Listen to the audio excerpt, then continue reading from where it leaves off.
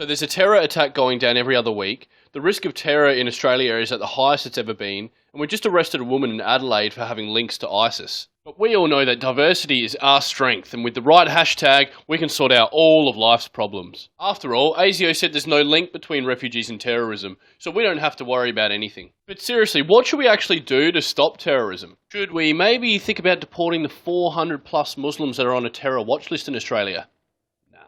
Should we maybe think about stopping the refugees from travelling back and forth from Libyan ISIS training camps just like the Manchester bomber did? Nah. Or maybe we should think about investigating Hizb ut-Tahrir who support ISIS and want capital punishment for any apostates of Islam in Australia?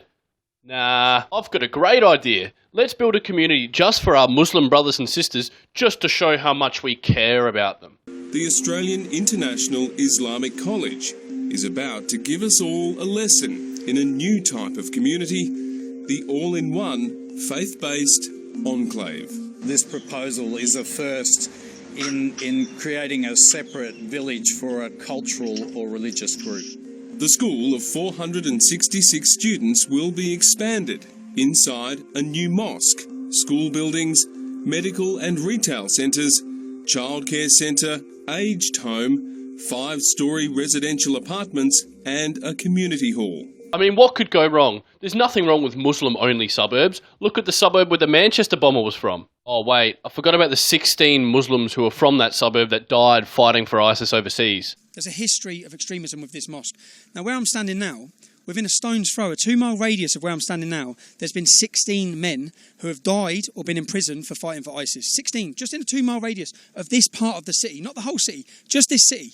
One city across the UK. What about Rinkeby in Sweden? There's plenty of Muslims there and that's a great place to go visit. Hang on, I forgot about the journalist that had to be escorted out of there by police because they were going to be killed by the peaceful Muslims. Building an Islamic hub so Muslims can create their own ethnic enclave is such a good example of multiculturalism. So not only do we have to worry about radicalisation in our schools, just like the radicalisation that took place at Punchbowl High School for 6 years under the school's noses, but we get to build homes and mosques just so that the Muslims feel comfortable being away from all of us non-believers. Isn't multiculturalism just the best?